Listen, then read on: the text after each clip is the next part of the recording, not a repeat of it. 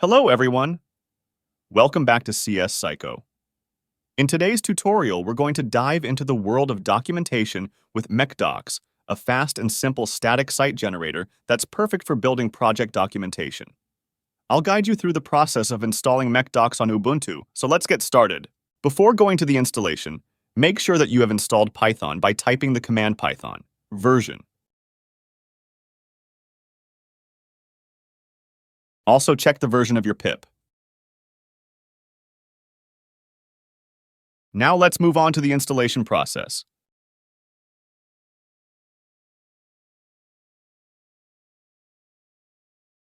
For installing mkDocs, type pip install mkDocs on your terminal.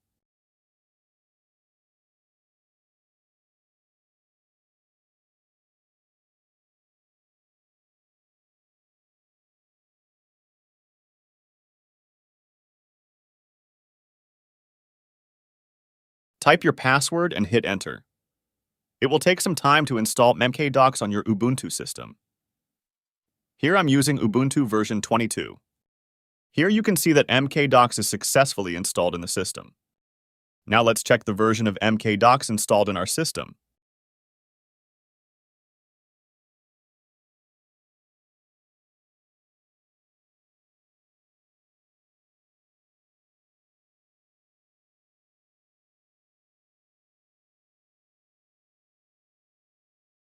For creating the document using mkDocs, go to any of the location in your terminal. Here I'm creating a document in my desktop only.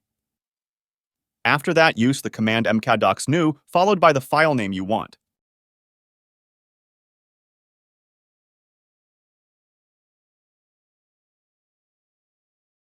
Now open the new folder and list all the files of mkdocs, then type mkdocs serve command to start the mkdocs.